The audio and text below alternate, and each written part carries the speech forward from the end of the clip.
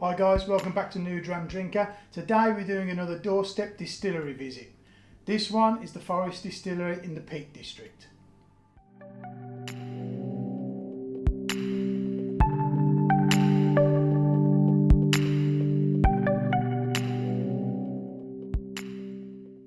We don't know a lot about this distillery. We've looked online and found a little bit of information, and they basically started on their kitchen table making gin. They got the water from a local stream and they foraged for all the botanicals in the local forest. So we know that they've branched out into whisky recently, so we thought we'd head on down here and see what they're up to.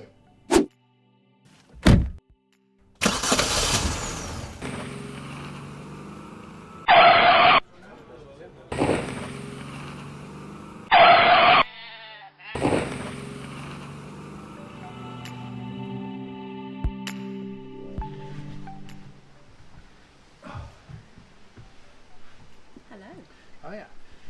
So we've just got back from the Forest Distillery. We're going to let you know what we think. I'll let Nick start because she's going to go into a little bit about the gin. So yeah. So it's in the middle of the Peak District, the Forest Distillery. If you don't know the Peak District, if you're not from England, it is in the middle of nowhere.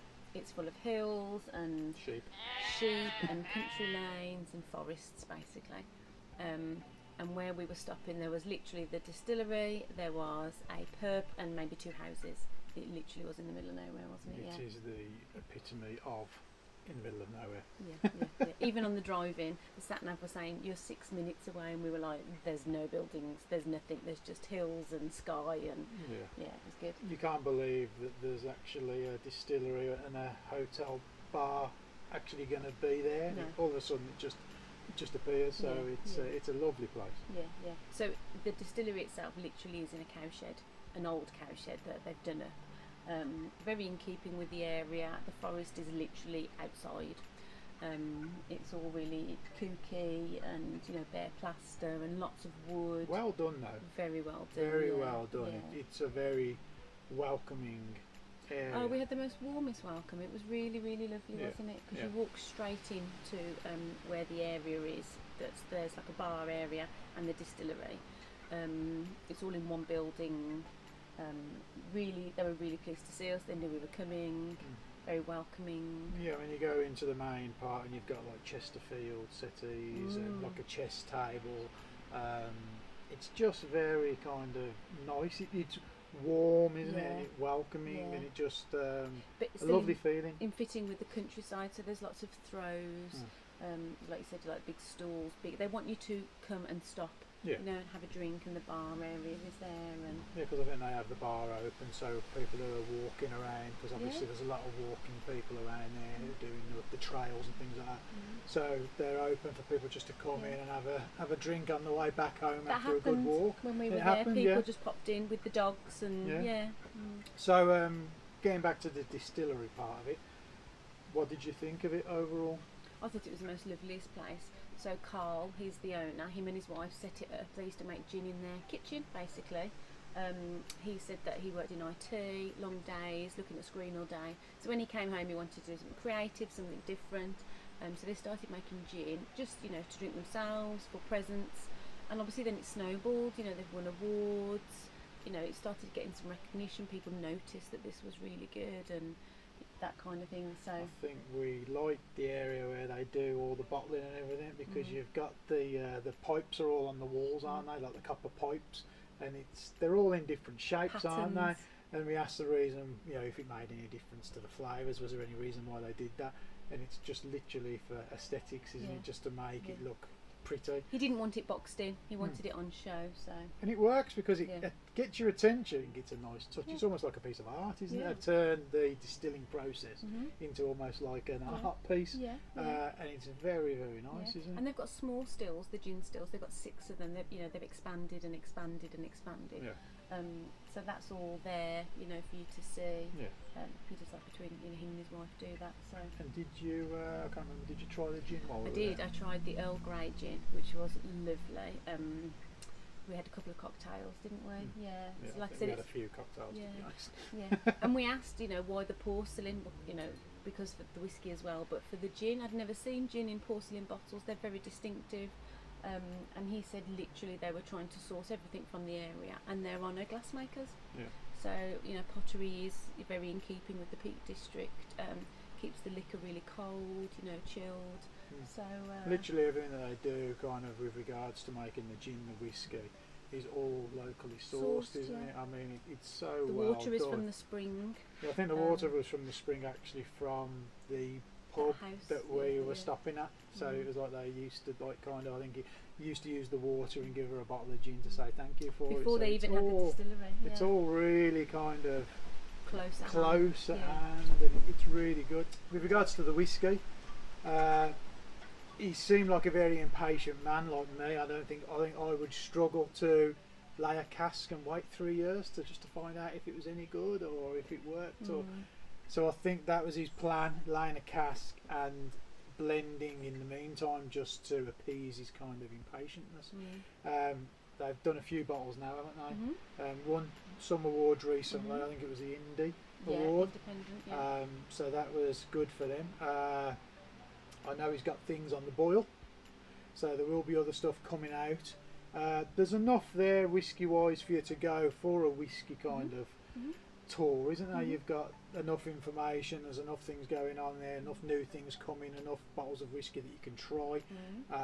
Definitely makes it worthwhile going as a whiskey and channel. Different, so they're not all the same. So we've bought two. You can't buy the number one blend anymore, they haven't got any left, but we bought 2 and 3 because one's peated and one's not. They were very different, but really lovely, really nice. This is the non-peaty one, wasn't it? Yep. This was the blend number 3, and then this, as you might be looking at and thinking, what the hell is that? Because it's very distinctive. This is actually the tubes that the whiskey comes in. So I'll show you. I'll open this up now. If I can get to it. Like that. And then it's all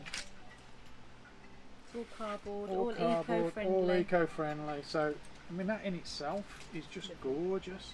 I mean, that was one of the main things that we kind of found, that everything that they've done is to such a high level that you can't help but fall in love with the place. Their passion is just, it's on show, isn't it? And so nice.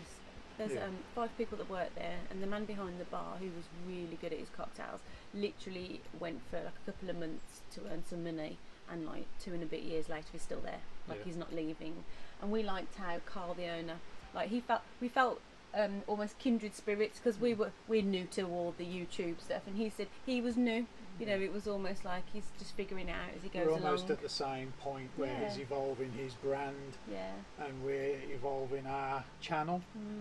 So we're kind of, I think the one thing I picked up on, he was really open to suggestions as well. It was almost like he wasn't cut off to a certain way he was going to do things. It was kind of like, what do you think? Would you think this would be a good idea? Do you think that would be a good idea? We said a few things, and he was like, oh, I'll use that. So it was really nice to feel that you had been welcomed into it, really. And he's growing his brand sort of one cask at a time. He's got that core, that fundamental, really good quality product, and he's expanding on that really slowly, and we really liked that feel.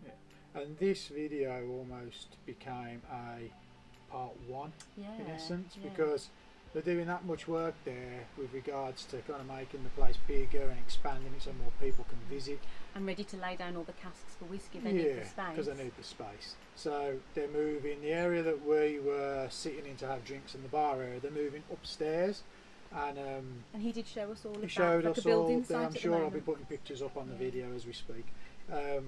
But we're going to go back. That's when we realised we need to go back, when it's sort of a bit more established, and see how it's changed. Depending on what footage you get, it might be in the form of a video, or it might just be Instagram or Twitter kind of things. But we are definitely going to go back and keep our kind of it's exciting. ear to the ground on it. He had that real passion of that, like nervous, like, oh, this is getting big and this is exciting. I was excited being there for him. It was almost like, it's lovely. It was a similar feeling how I had with Bimba, that you feel like you want them to succeed so badly because of the effort that they're putting into it, and all the, you know, just the family's involved, everybody's involved, everyone works there, and you just want them to succeed. I felt very privileged to be there almost at the beginning of this bigger step now. It's almost like that's why, you know, we want to go back, because it's almost like we were there, and then you just think, oh, they're going to get so big. And it helps that we like the whiskey as well. So obviously. that was very lucky that it would have been hard to have done this video knowing we didn't like the whiskey, but luckily we love it, so it's that's an easy kind of easy sell. Really good. You know what I mean. There's something really special there. Something really special in that distillery. You know, the passion. I really like that. And I know that talking to a few people in the kind of community, not a lot of people seem to know about the place. So definitely look into it. I'll put some links as the video plays. Just go and have a look into them, because they're very different. I mean, you really do want to have a bottle of this on your shelf if you can, because you won't have another bottle, not that I know of, that's like it. So I would definitely say give them some attention. Overall, wrapping up, lovely feel to the place, really lovely. I'm excited to see what it's like when they move the bar upstairs. Like you said, huge Chesterfield like sofas, and it's all very wooden and very in keeping with a barn theme in the middle of the forest. Really great feel, and really good cocktails as well. We probably had 3 or 4 cocktails that the barman made, all different type ones, whiskies and some gins, and they were all really, really good. So I would imagine that Nick's going to give it the same as I am with regards to 2 thumbs up. Absolutely. Like I said before, check them out and just give them some love. They deserve it, they really do. So thank you for watching New Dram Drinker, and as we always do, pour it, drink it, enjoy it.